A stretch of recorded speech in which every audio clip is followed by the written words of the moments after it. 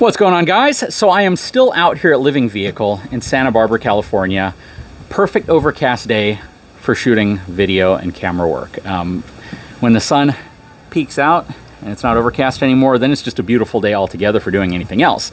But this is absolutely a gorgeous setting for the folks that produce these absolutely amazing Living Vehicle RVs. And the purpose of today's video is going to be one that I think is super important, and it's the why story. Now, there's a lot of folks out there who are going to look at the price of these units and they're going to be priced out of them. They're like, there's no way we could ever afford that. But what I want people to come away with at the end of this video is understanding why these units are what they are, how they compare against other units, because that's going to be a big one. Whether you're shopping for a Lux or a DRV or a Riverstone or an Airstream, when you're done watching this video, you're going to find out specifically why Living Vehicle is what it is, and more importantly, how it compares against the competition, because there's really not a lot of competition whenever it comes down to the final bones, the structure, the architecture, and the engineering behind these units. So we're going to talk about that. This is going to be a great video. Hang tight. I'll be right back.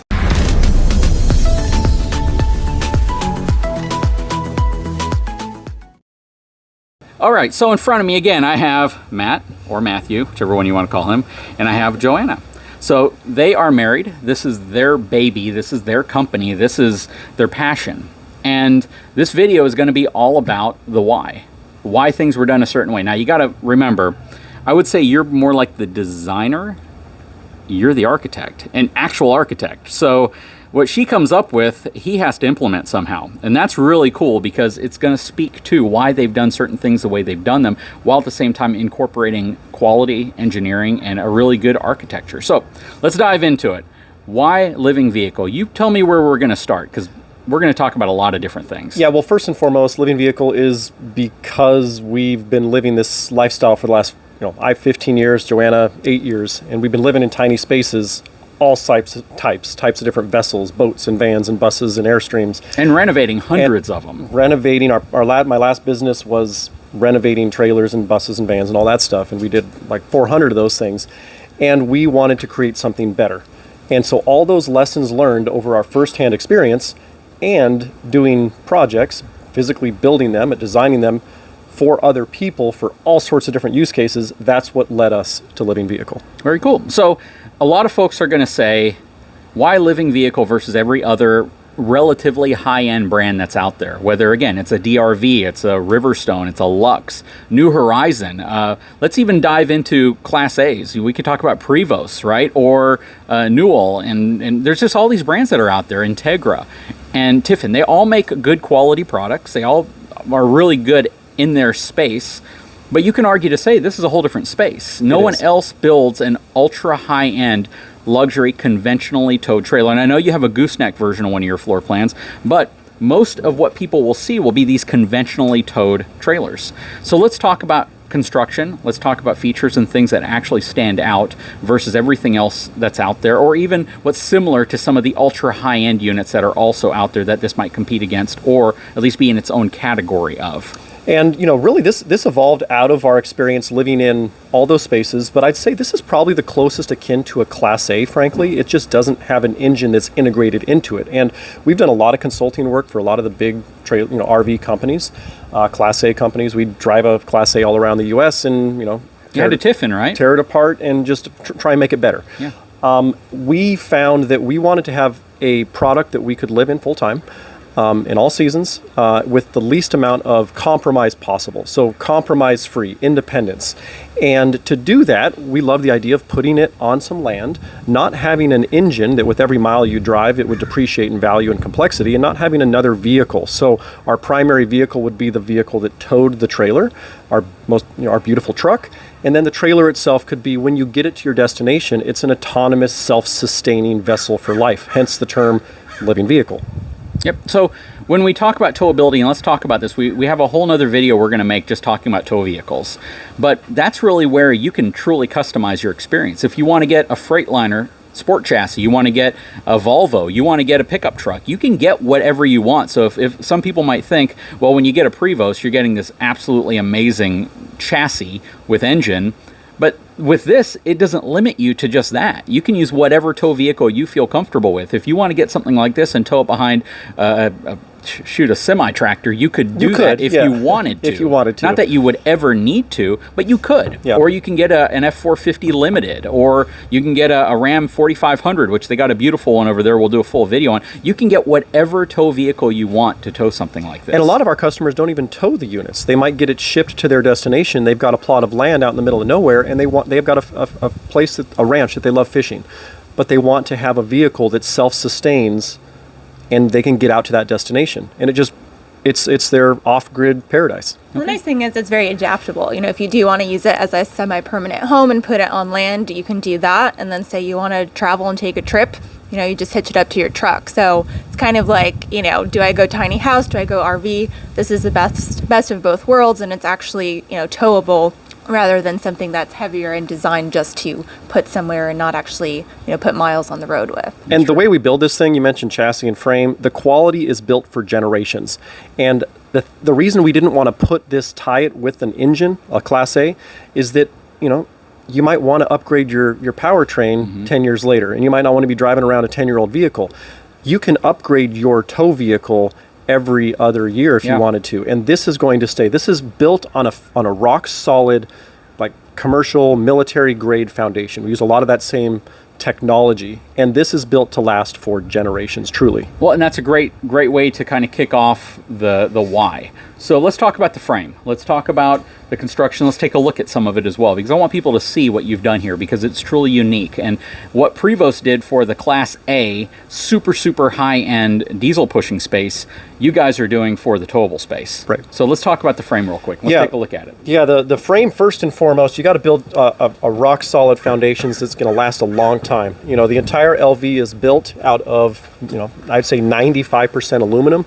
We have steel at certain points where you have really high stress points. Let's talk about the A-frame, right? This section right here. Yep. So this is one of those examples. You know, you've got an 8-inch tube, you know, running all the way back, and then integrated with that, you see these high strength rivets. There's a piece of steel inside of that A-frame, so you have additional strength within there. So that's just, you know, that's the hybrid construction that I was talking about. The entire chassis is aluminum. This is an integrated chassis, so the rail of the chassis you see here, this is structural. Okay. So that goes from side to side. You have these joists, I-beam joists underneath, and we can take a look underneath here while we're at it. Real quick. Yep. So when you have the steel portion going in between, people are going to ask, what about galvanic corrosion? Yep, you either powder coat that, or you make sure you coat that. You want to have a barrier between those two metals, an insulator, so you don't have those two metals touching each other. That's an excellent point. Well, it's good that you addressed that and you have an answer to that, because if it was just bare steel against bare aluminum, you'd have corrosion. And they're gonna disappear. Yep, exactly. So yeah, take a look underneath here. You know, you'll see that this is the I-beams. These are every 16 inches, and then you have a tongue and groove integrated aluminum decking. So that's a custom extrusion underneath there, which allows a very rigid foundation for the entire LV to be built off of. Well, and you said 16-inch on center. So 16 inches is dramatically different than what most trailers would be. They might be 24 inches on center. Yep. So the spacing is significantly closer for support. Yeah, and those I-beams, I mean, they're thick, they're strong. And what I love about this construction is that most of the trailers that we experienced when we were traveling is they would have, it's basically a plastic foam core sheet underneath the trailer. It's a cover, and they hide everything. They put insulation in there, and they just put they brag about that, by the way. A rat's nest of wiring, and that's the thing that's basically creating a 4-season capability. We want everything exposed so you can see the quality. You know, the honesty of construction is you can see how things are put together, and that also tells you if it's built well, you can see if there's a problem, and you want to be able to fix that. Yep. Because if you're going to have this thing for generations and you need to fix something, you need to access it. Yep. And one thing that's really nice too is the fact that we're talking about heavy units. These are not lightweight. What's important to mention there is the fact that from a weight perspective, you weren't focused on how do we make this thing super light. You were focused on it's going to be heavy. It's going to get heavier. The more quality components you put in it, the heavier it's going to get. But you understood that we're not changing the trailer to adapt to the tow vehicle. You need to change your tow vehicle to adapt to the trailer, which is really nice. And look at this beautiful tow vehicle here. We got a 4500 Ram. We'll talk about this in another video, but this thing is like, there's so many great tow vehicles nowadays. And so in the optimization triangle, we said, okay, we're going to optimize for quality first, and weight's going to fall down here because we have an industry of HD tow vehicles that can meet the need of what we're trying to accomplish. Yep. And we're talking about a 14,000 pound GVWR with about a 9,000 pound dry weight. So these are heavy considering how long is this, 24 feet? Yeah, 24 feet. 24-foot trailer. Yeah, and I mean, all of the RVs that say they're lightweight, they tout that as a positive thing. That means the materials that are being used are not heavy duty. They're not durable. We've renovated over 400, trailers, and we see the stuff that's, used to put together. This is a very heavy unit, and it's built with the most durable, materials. We use commercial style, marine grade, military grade stuff. That stuff's not lightweight, and we're not trying to make it lightweight. Well, real quick, we talk about weight, and I know you're about to point out something awesome, I'm sure. Yep. But a lot of people are going to say, well, why not steel? So that is an area that you were able to shave weight. Anytime you're using aluminum, it weighs significantly less than steel. But I just have a question for you. It's kind of a pop quiz. You didn't prep for it or anything. Go right ahead. What if we made this entire thing out of steel versus aluminum? How much do you think it would weigh? I don't know, that more. A lot but more. the reason that we made this choice is that, okay, we're optimizing to build something to last a long time. Planned obsolescence in the RV market is ubiquitous. You're going to buy something and 5 years later, you were part of the warranty program and you fixed most of the things that went wrong with it, but it's going to fall apart eventually. And that's the problem with upgrading trailers. A lot of folks will come to me and say, I want to upgrade. I want to put a bunch of stuff into my existing trailer, and that's great. A lot of folks did that. I did that. I did 400 of those jobs. But the problem is the foundation, the shell, the vessel that you're working with. It's not designed to carry that much, and it's not going to last a long time. So why put that much infrastructure and invest in that much if it's going to only last for 5 years, or it's designed to last that long? So that was the thing that we really said. I had folks that said, I've got a budget of $500,000 and I want to have the biggest, baddest Airstream you've ever seen with the most solar. And I'm like, great, and we did it. But the problem was it couldn't carry that much capacity, and then there are problems with the frame. We had to build an entire new chassis because the OG chassis, it was built out of steel and it was all rusted through. And that was kind of my point here, is that steel isn't the best material for this. Not aluminum for longevity. is. Well, aluminum is the best material for this period because it's going to give you the rigidity you're looking for. It's going to give you the strength, but it's also going to give you some weight savings. And the point I bring up here is a lot of people think when I buy an RV, man, Lippert should use thicker steel frames. They should use thicker this, and they should use this. And they don't realize that when they do that, not only does the cost go up, but the weight goes up tremendously. And that's the main thing to think about. And there's positives and negatives to all materials. I'm addicted to materiality. It's just, what are you using it for, and how are you implementing that to get the solution that you desire? Absolutely. And that's how we architecturally design and engineer the entire vehicle and the thousands of tiny decisions across the entire living vehicle lineup. You got excited about something a second ago, and you were walking over Well, we were here. talking about, tons of little tiny decisions, like a rock guard, for example. There's a 1/8 inch all aluminum rock guard. It's a consumable, so when you get dings and dents on that, it's going to last a lot longer, but you can pull that off over time and then replace that. Here's another example. Let's take a look at... Real quick. Go ahead. Compare this to an Airstream rock guard. Airstream might be a 1/16 or a, 063 or 040. Significantly thinner.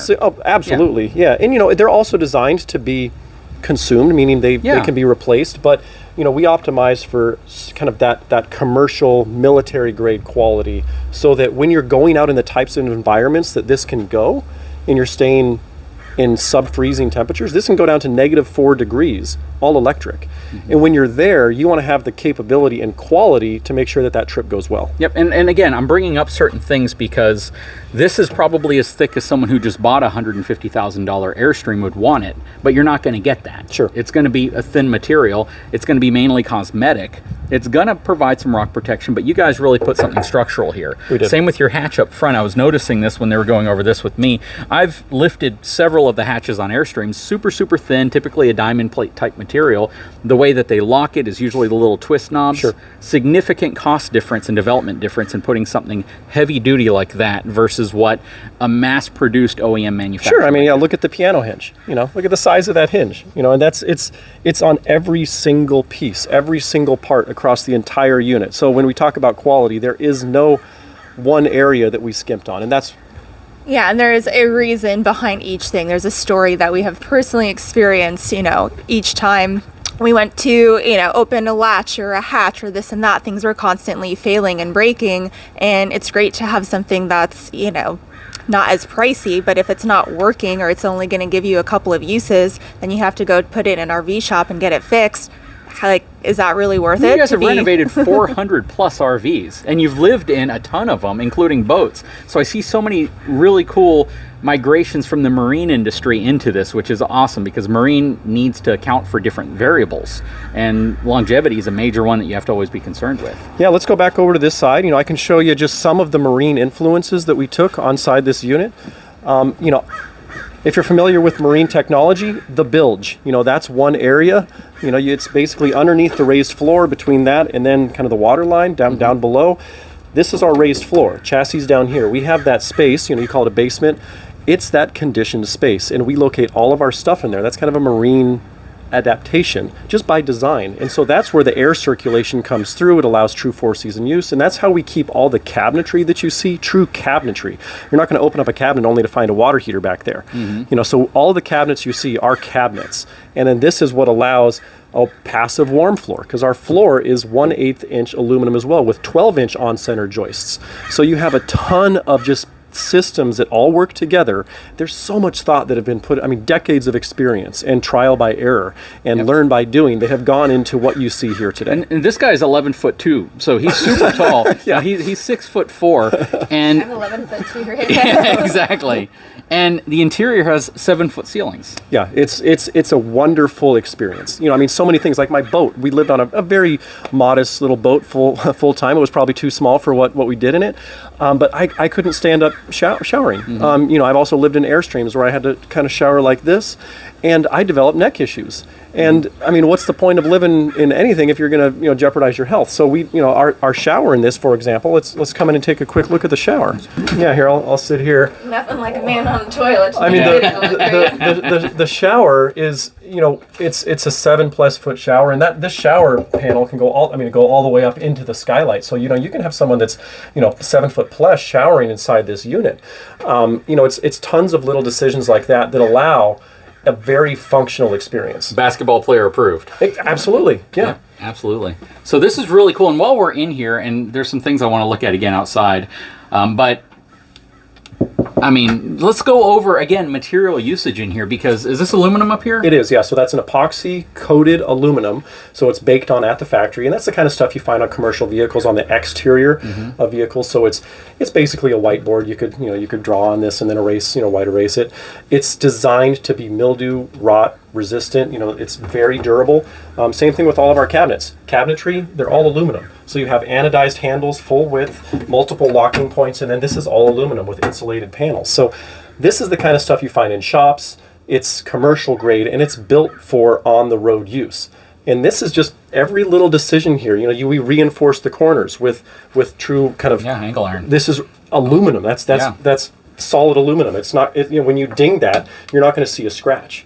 Yep. And he's very excited about these little details, and people might be like, okay, big whoop, it's a cabinet. Yeah. But trust me, you don't want to have issues with a freaking cabinet when you're out trying to have fun and need to cut your trip short because little things like that are failing you. Oh, yeah. We were driving a Class A across country, and then one of the cabinets fell off, and it was full of oils and vinegars, and we had a jar of balsamic vinegar. And apple cider vinegar. Apple cider vinegar. We call it Fruit Gate. There was so many fruit flies. It was insane.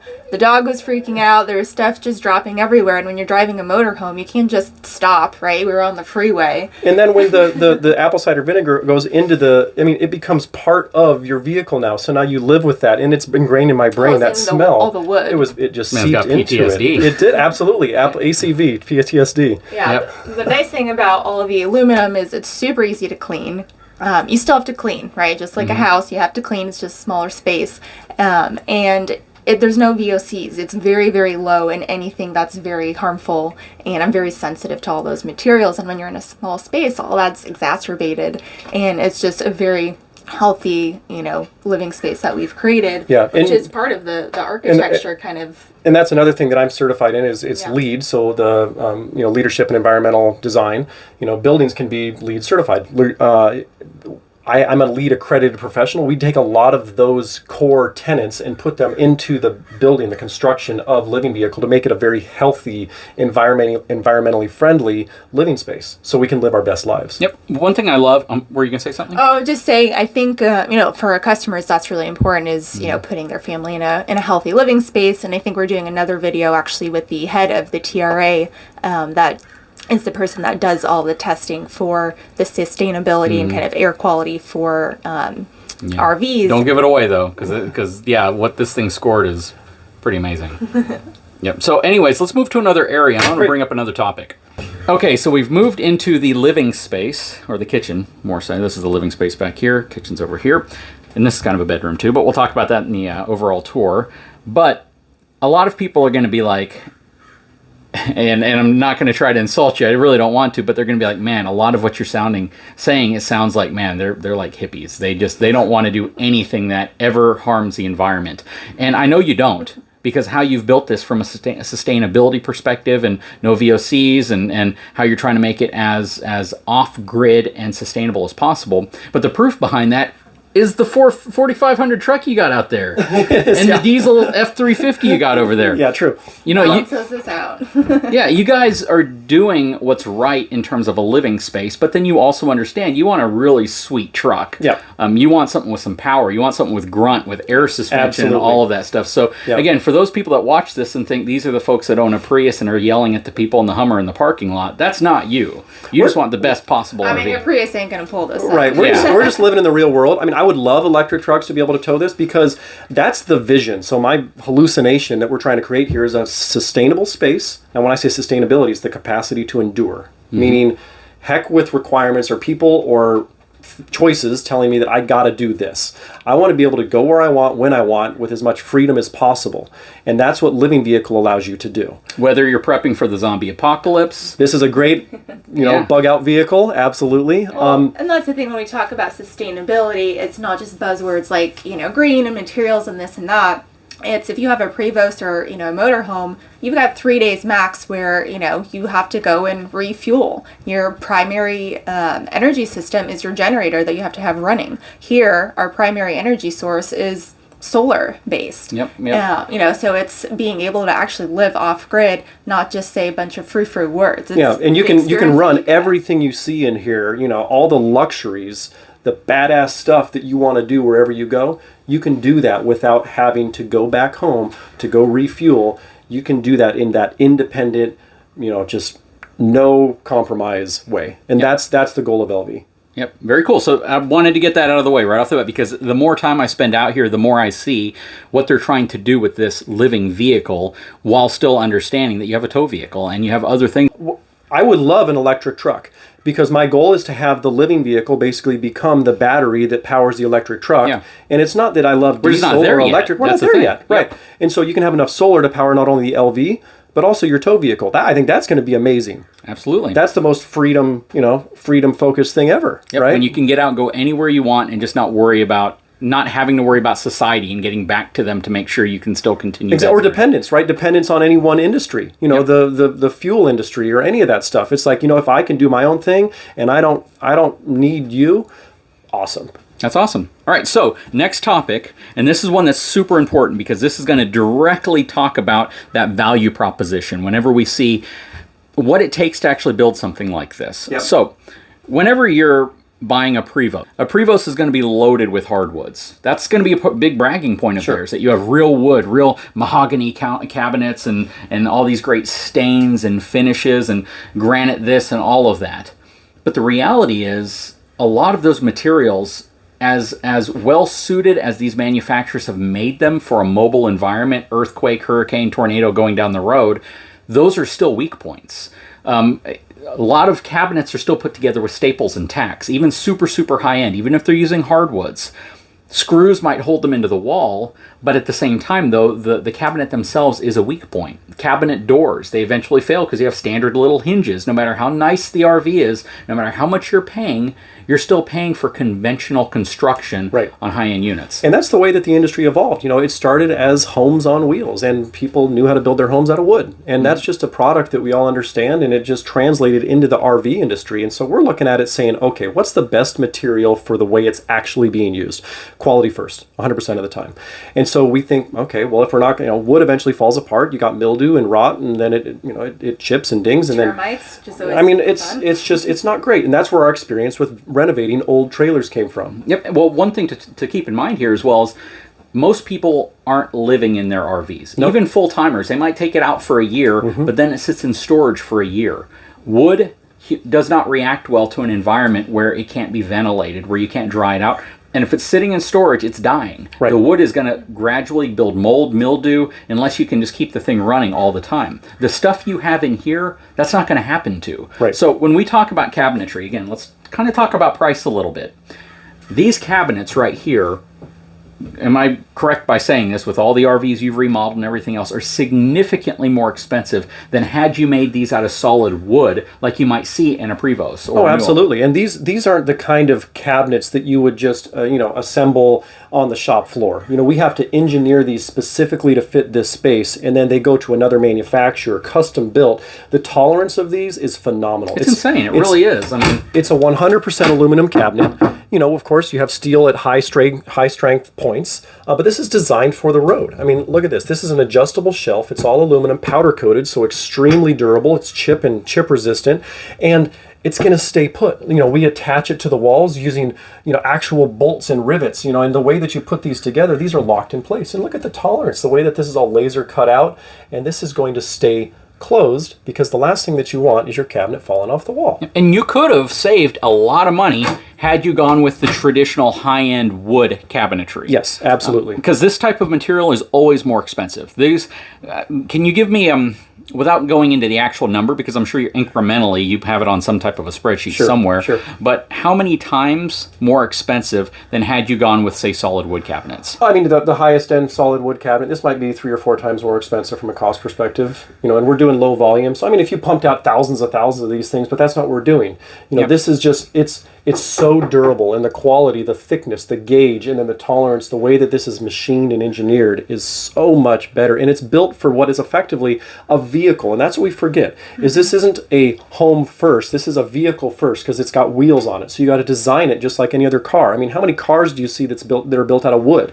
Yep. You see wood accents and wood finishes, but you don't have wood as the primary foundation for any of the elements that you got to move around or interact with, or God forbid, the structure. Yep, and these are, I'm going to do another analogy for folks who watch the channel.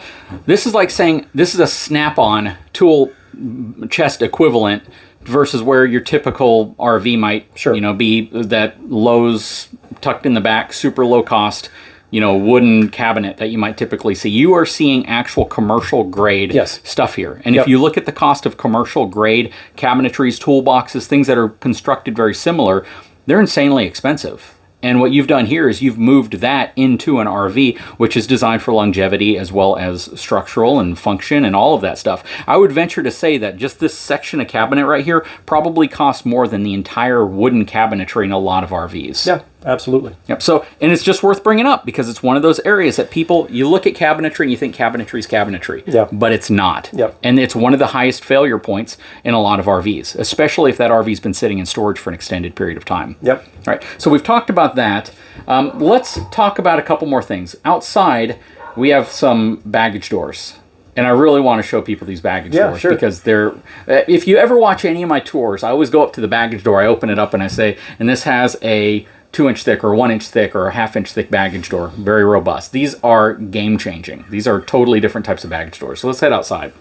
Okay, so yeah, this video is definitely a video that I need to split into 2 pieces because it is going to go over so much, and I don't want people to have to be stuck watching one video trying to find what they're looking for. So this is going to be the first half of the video, then we're going to have a second half of the video where we go outside and we talk about some more things. So now, again, is a great time. Please subscribe to the channel, give me a thumbs up, and we'll be back real soon to talk to you more about why living vehicle.